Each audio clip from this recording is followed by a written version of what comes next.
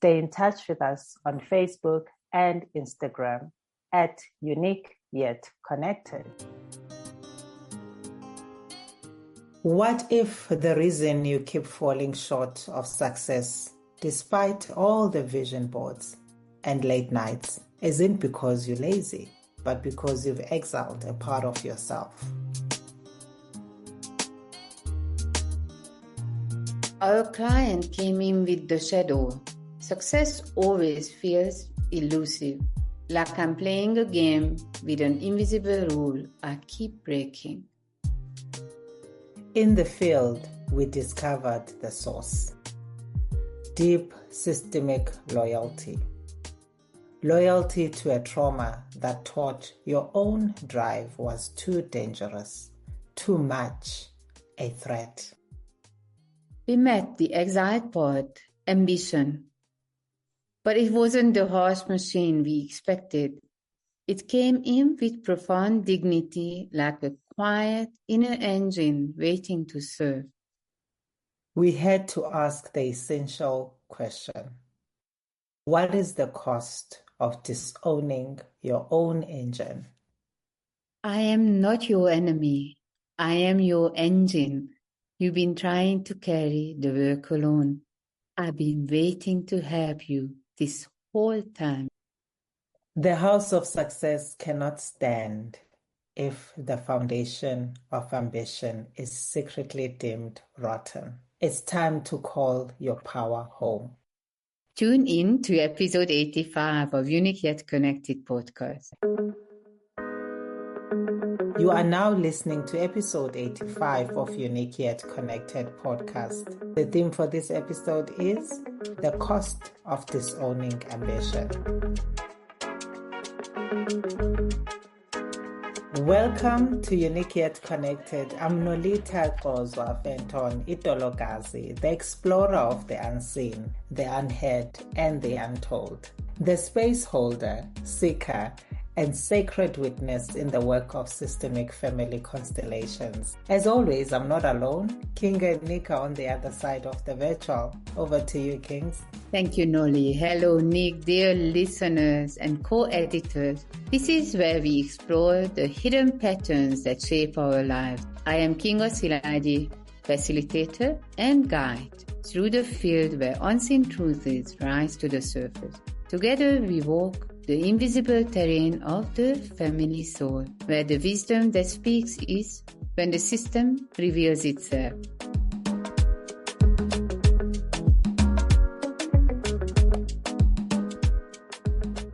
Thank you for joining our movement of translating the wisdom of systemic family constellations into a practical language that all of us can easily understand and, most importantly, implement in our daily lives. This is the Field Knows series, where each episode we share stories from the field that are from our workshop and individual sessions.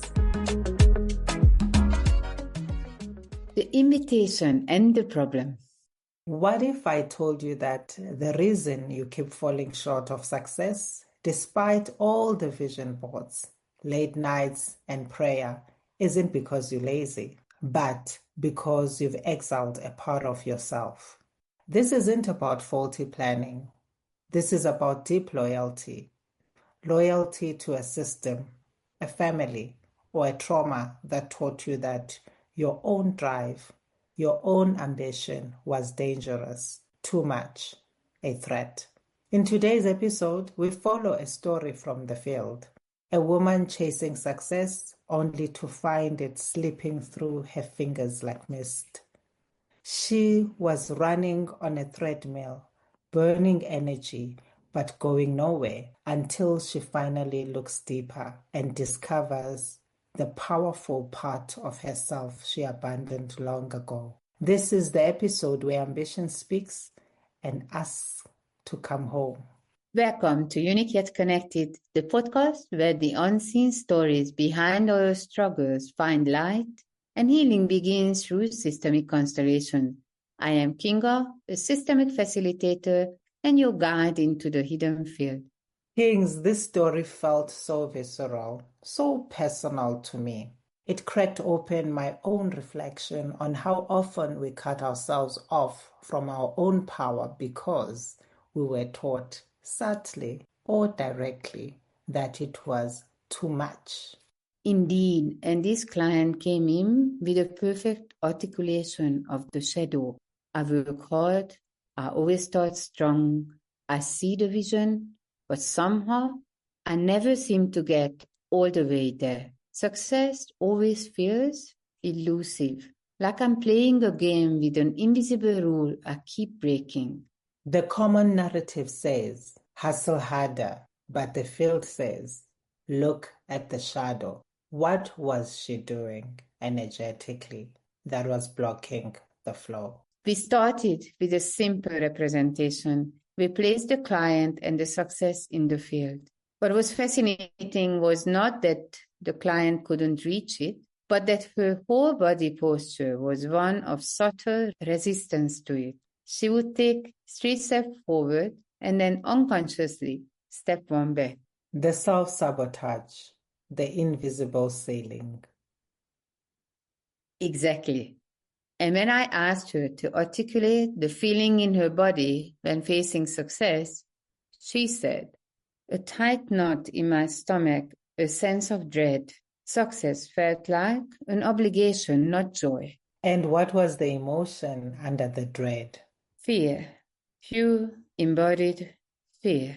The fear of being seen, the fear of losing control, the fear of becoming the thing that unconsciously she'd been taught to hate. That's when we knew we had to invite the banished part. The story unfolds, the banished flame. Kings, walk us into the moment ambition was represented. What did you notice, sensually, emotionally? We invited ambition. I asked the representative to just be the energy of that word. We often project this harsh, competitive image onto ambition. But what entered the space was entirely different. Ambition came in with this quiet, focused intensity. Not pushy, not arrogant. It wasn't chasing. It was simply present. It was like a wellspring. Oh, Kings, that part gave me chills. We think of ambition as this aggressive capitalist machine, a relentless extractive force. But in the field, it was more like a river that wanted to flow, a quiet inner engine. A profound dignity. The client's representative, however, stood far away, almost resistant. She couldn't hold eye contact with ambition. She saw it, but she was actively disowning it. The body has its reasons. The heart has its loyalties. When the resistance is that strong, it's not her fear, it's the family system's fear. Precisely. So we brought in the root of that resistance, and that's when the ancestral story emerged. We met an ancestor, a grandmother figure, who had that same quiet, formidable ambition. And what was her fate? Her ambition was punished, seen as selfish, as a danger to the collective. She was told, be quiet, be humble, ambition is for men. Wives and mothers don't take up that much space. Her flame was actively, painfully snuffled out. So the ambition was buried alive. A powerful living force was deemed unacceptable. And now, generations later, this client inherits not ambition, but the disconnection from it, the exiled part. Success had no place to land because the energetic bridge, ambition, which is the pure will to achieve, had been deemed unsafe. If she becomes successful, she risks the fate of the ancestor, isolation, punishment, rejection. That's the cost of disowning ambition. It's not just success we lose, it's our connection to a silenced ancestor's spirit. You are still listening to episode 85. The theme is the cost of disowning ambition. Remember, when you comment, ask questions, like, and share our content and links, You help us grow and change lives together. Like us on Facebook and on Instagram.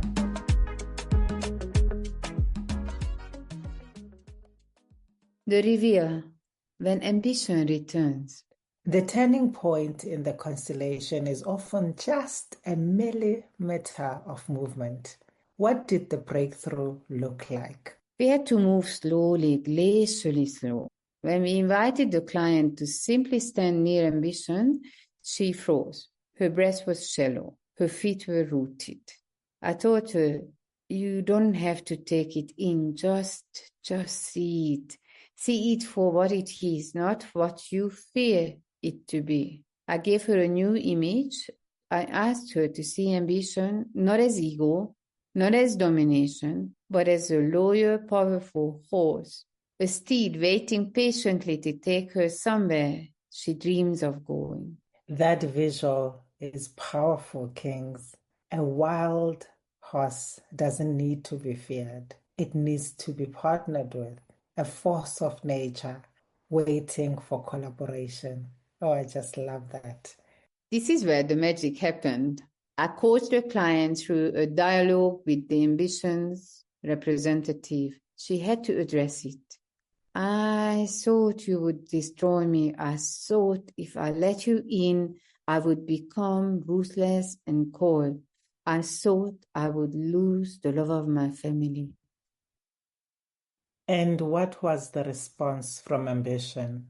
The representative of mission, this quiet, focused energy, simply moved one step closer and said, I am not here to take from you. I am here to serve you. You've been trying to carry the work alone. I've been waiting to help you this whole time. Oh, Kings, that moment where she finally acknowledged, I thought you would destroy me, but actually, you've been trying to help me this whole time. I felt the ancestral knot unwind in the room at that moment. The shift was profound. Ambition moved in right beside her, and then we looked at success. What happened to the dread? The tight knot in her stomach dissolved. Success, which was standing far away and looking expectant, suddenly softened. It looked at her differently. How did success change its posture? It looked gentle. It moved close and extended a hand, not demanding, but inviting. I asked the success representative what shifted, and the message was simple, yet shattering. I've been waiting for you to love this part of yourself first. You cannot fully receive me until you allow your engine to run, until you let your ambition be your ally. That moment, it broke me. She went from chasing success with desperation to standing alongside it with dignity, from performing for it to quietly receiving it. Exploration and meaning. Let's unpack this for our listeners. This isn't just one client's story. How many of us were told not to shine too bright, that ambition was greed, that wanting more was somehow bad, especially if you identify as a woman, or if you come from a marginalized community where visibility is dangerous. So many. The wound of the collective. In many, many cultures, humility is prized as the highest virtue. But if humility means hiding your fire, then it becomes a cage. When we exile ambition, we are being loyal to the fear of the ancestor, not the power of the ancestor. Phew, say that again. The loyalty to the fear, not the power. Ambition is a force. It doesn't belong to capitalism, to ego, or to the industrial machine. It belongs to life. Think of the natural world. Think of the trees pushing upward even through concrete. Rivers carving mountains, seeds bursting from the earth. That is pure ambition. is the evolutionary will to become. It's not ego, it is evolution. And when we exile that force, we also exile our capacity to hold what we're asking for. The house of success cannot stand if the foundation of ambition is secretly deemed rotten. Exactly. The only way to truly integrate success is to first honor the ambition that drives it.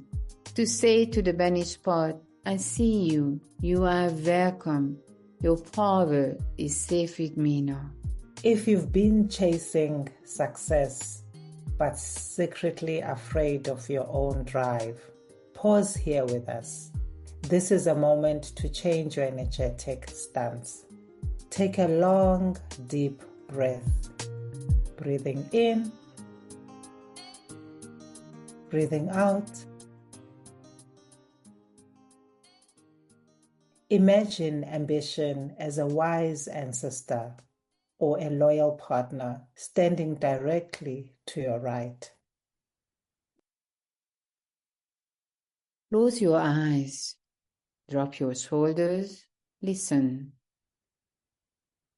What would it say to you if you finally let go of the fear and listen to its true, dignified voice? I am not your enemy. I am your engine. You don't need to conquer the world. You just need to remember who you are. Let me support you. Let me walk beside you. Together, we can do the work.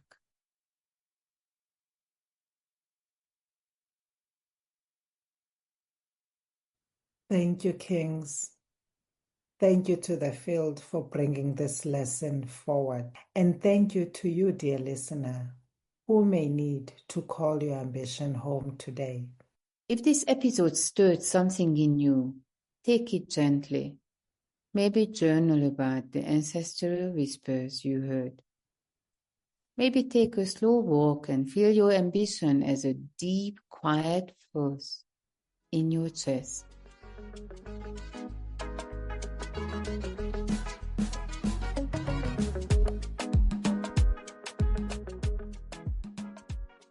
Thank you for your contribution in helping us to be chosen as the top 10 South Africa Family Podcast by Feedspot. We are also thrilled to be ranked among the best 30 family therapy and best 10 family secrets podcasts by 1 million podcasts.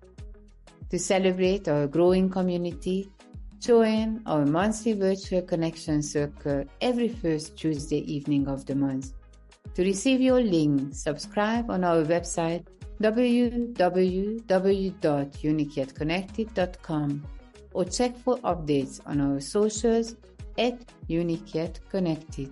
In the next episode, we still share with you how the field reveals the roots, the repetition, and the release. And along the way, we will guide you in understanding how this work can support your own healing, because the field doesn't just know my story, it knows yours too. So take a deep breath.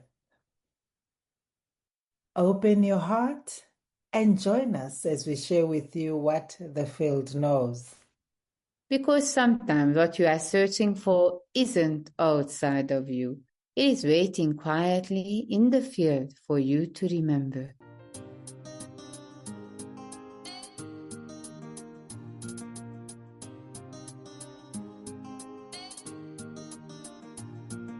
A big thank you to you for listening to our episode, and to Nick Mons from That Guy Productions for making us sound fabulous and on point. And as this is our final episode of 2025, Nolly and I, along with Nick, would like to pause and express our deepest gratitude for your support and connection this past year. That Guy Productions would like to wish the Younique Yet Connected podcast listeners a Merry Christmas and a Happy New Year. From us at That Guy Productions, Candy and I, we wish you all the best for 2026 ahead. Merry Christmas and Happy New Year from the whole Younique Yet Connected and That Guy production teams. From myself, Nolitha, Kinga, Nick, and Candy.